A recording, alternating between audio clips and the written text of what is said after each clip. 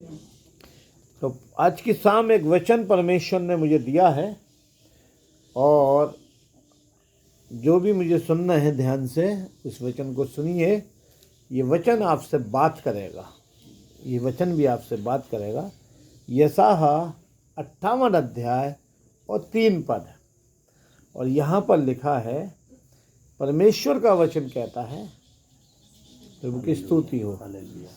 पढ़ेंगे। हाँ, वे कहते हैं, हाँ, क्या कराए कि हमने तो उपवास रखा परंतु तूने इसकी सुधि नहीं ली। वचन कहता है, वे कहते हैं क्या कारण है, हमने उपवास रखा और हे परमेश्वर तूने कोई सुधि नहीं ली हमारी। तो क्या है, हम लोग उपवास रखते हैं व्रत रखते हैं, सुबह से शाम तक भूखे और प्यासे रहते हैं, रहते हैं। और जब आप उपवास रखते हैं तो उपवास के समय आपके सामने परीक्षा आती है। अच्छा भोजन आपके सामने आता है। अगर कहीं जाएंगे तो गरम गरम समोसे आपके पास आएंगे। अगर कहीं जाएंगे तो एक अच्छी सी मिठाई, ठीक है, अच्छी से अच्छी मिठाई आपके सामने आएगी। भोजन अच्छा से अच्छा आपके सामने आएगा। लेकिन आप अपना मन मार लेते हैं और कहते हैं मेरा उपवास है, मैं नहीं खाएंगे। तो वचन कहता है, वे कहते हैं क्या कारण है, तुमने उपवास रखा परंतु कोई सुधि नहीं ली, हमने दुख उठाया परंतु परमेश्वर कोई ध्यान नहीं दिया।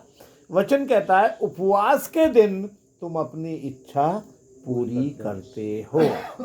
ठीक है, उपवास के दिन तुम अपनी इच्छा पूरी करते हो। अब इच्छा क्या है? उपवास के दिन इच्छा है क्या? उपवास के दिन इच्छा है, ठीक है,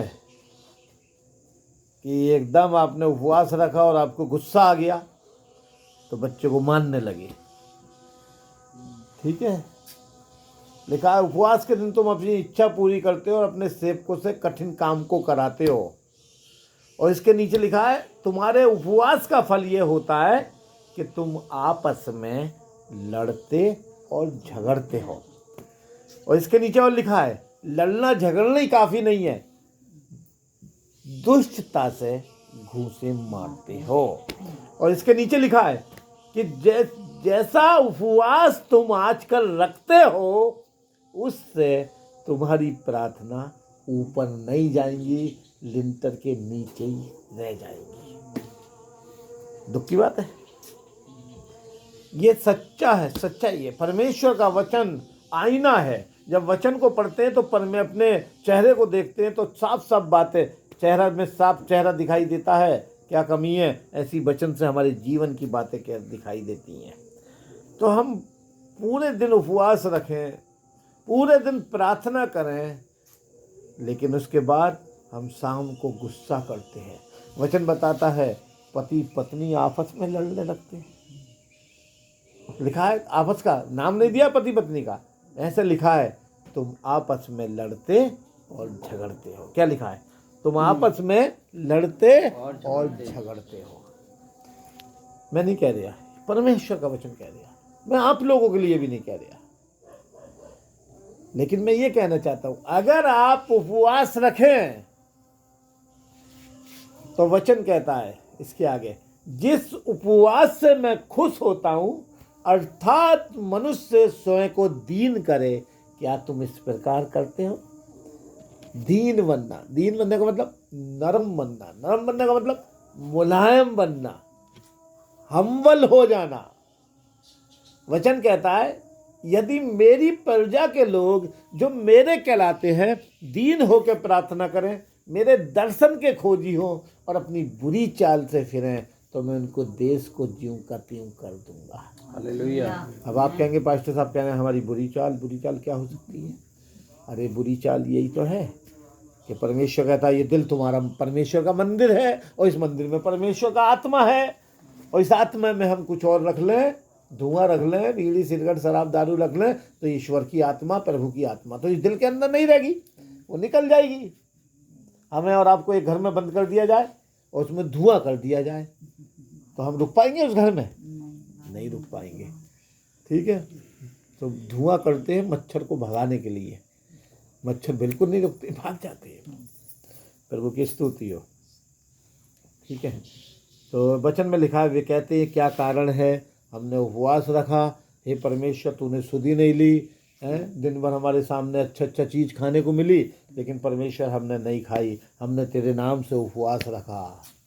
वचन कहता है उपवास के दिन तुम अपनी इच्छा पूरी करते हो, अपने सेवकों से कठिन काम को कराते हो। तुम्हारे उपवास का फल ये होता है कि तुम आपस में लड़ते और झगड़ते हो और दुष्टता से घूंसे मारते हो।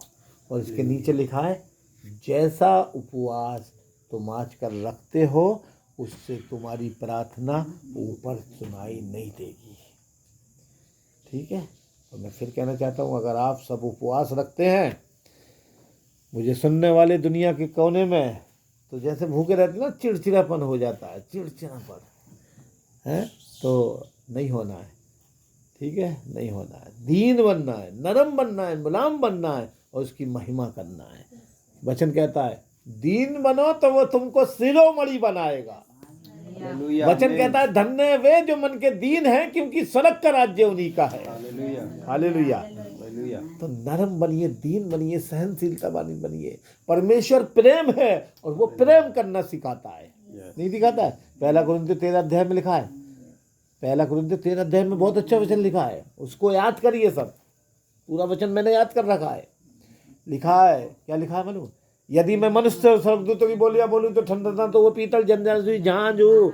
ठीक है, यदि मैं भविष्यवाणी करूं, सब प्रकार के भेद को ज्ञान को समझूं और मुझे यहाँ तक विश्वास हो मैं पहाड़ों को हटा दूं, परंतु कुछ भी ना प्रेम न रखूं तो कुछ भी नहीं। प्रेम धीरज बनते है, प्रेम कृपाल है, प्रेम ढा नहीं करता, प्रेम बुराई नहीं करता, वो फूलता नहीं, वो कुकर्म से आनंदित नहीं होता, वो सत्य से आनंदित होता है, वो सब बातें सह लेता है, सब बातों की आशा रखता है, सब बातों की प्रीति रखता है। प्रेम कभी टलता नहीं है, लिखा ना, प्रेम सब बातें सह लेता है। और हम नहीं सह पाते हैं सब बातें, हम नहीं सह पाते हैं, छोटी सी बात भी नहीं सह पाते हैं। छोटी सी बात, फोन आया उठाया नहीं तो सह नहीं पाते गुस्सा, मेरा फोन क्यों नहीं उठाया है, तो सह नहीं पाते हैं। लेकिन वचन बताता है प्रेम सब बातें सह लेता है, सब बातों की आशा रखता है, सब बातों की प्रीति रखता है। जब मैं बालक था तो मैं बालकों की नहीं बोलता था, बालकों का सा मन था, बालकों की समझ थी। अब मैं सियाना हो गया और दर्पण में मुझे अब धुंधला सा दिखाई देता है। जब आमने सामने होंगे तो देखेंगे। प्रभु की स्तुति हो।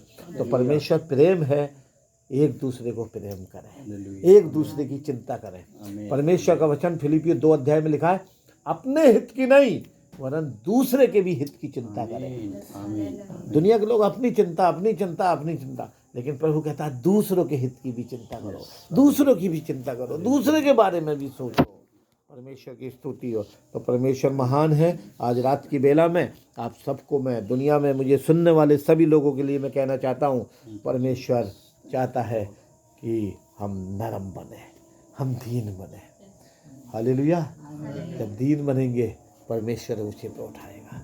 कहाँ कहाँ दीन बनना है? सबसे पहले अपने घर में दीन बनना है, अपने घर में नरम बनना है। हालेलुया। अपने पड़ोस में, अपने मोहल्ले में, अपने गांव में, अपने शहर में, अपने देश में नरम दीन बनना है। हालेलुया। दीन बनेंगे तो परमेश्वर शिरोमणि बनाएगा, ऊंचे पे उठाएगा, लोग तारीफ करेंगे, भाई वो इंसान बहुत दीन है, बहुत नरम है। हालेलुया। ऐसे नहीं कहना, परमेश्वर का वचन कहता है, अभी फिर मैं रिपीट कर रहा हूं, तुम आपस में लड़ते और झगड़ते हो, दुष्टता से घूंसे मारते हो, और जैसा उपवास तुम आजकल रखते हो उससे तुम्हारी प्रार्थनाएं ऊपर सुनाई नहीं जाती, क्योंकि दिन में तो तुम हालेलुया हालेलुया, दोपहर को भी हालेलुया धन्यवाद धन्यवाद धन्यवाद, शाम को भी धन्यवाद धन्यवाद, और जैसी रात हुआ तो आपस में लड़ते और झगड़ते हो। ठीक है, इसके आगे लिखा है, जिस उपवास से मैं प्रसन्न होता हूँ, परमेश्वर कहता है, वो क्या ये नहीं कि अन्याय से बनाए हुए दासों, अंधेर से आने वालों का जुआ तोड़कर उनको छुड़ा लेना और सब जो के टुकड़े टुकड़े कर देना। जिस उपवास से मैं प्रसन्न होता हूँ, अर्थात मनुष्य स्वयं को दीन करे। तुम क्या इस प्रकार करते हो? क्या झाऊ को क्या सिर को झाऊ के पेड़ की नाई झुकाना और अपने नीचे टाट बिछाना और राख फैलाने ही को तुम उपवास और यहोवा को प्रसन्न करने का दिन कहते हो? हाँ, जिस उपवास से मैं खुश होता हूँ, परमेश्वर अपने आप को हम्बल कर ले, नरम कर ले। हालेलुया। हम जब दीन करेंगे बनेंगे, परमेश्वर ऊंचे पे उठाएगा, क्योंकि हमारा प्रभु यीशु मसीह दीन बन गया। परमेश्वर का वचन बताता है, फिलिपियों 2 अध्याय, यदि मसीह में कुछ शांति है और प्रेम में कुछ ढांढस है, तो मेरा यह आनंद पूरा करो। एक मन रहो, एक चित्त रहो, एक मनसा रखो, एक प्रेम रखो, और विरोध या झूठी बड़ाई के लिए कुछ ना करो, परंतु अपने से एक दूसरे को अच्छा समझो। हालेलुया। और वो परमेश्वर होकर भी उसने दास का स्वरूप धारण कर लिया, और यहाँ तक दीन हो गया कि उसने मृत्यु भी सह ली, क्रूस की मृत्यु सह ली। और वचन में आगे लिखा है, वो हमारे लिए शून्य हो गया। प्रभु यीशु हमारे लिए जीरो बन गया। हालेलुया। हम उस परमेश्वर को धन्यवाद देते हैं। परमेश्वर इस वचन पे आशीष दे। आमीन। आप सबको जय मसीह की। परमेश्वर आपको बहुत आशीष दे। जय मसीह की।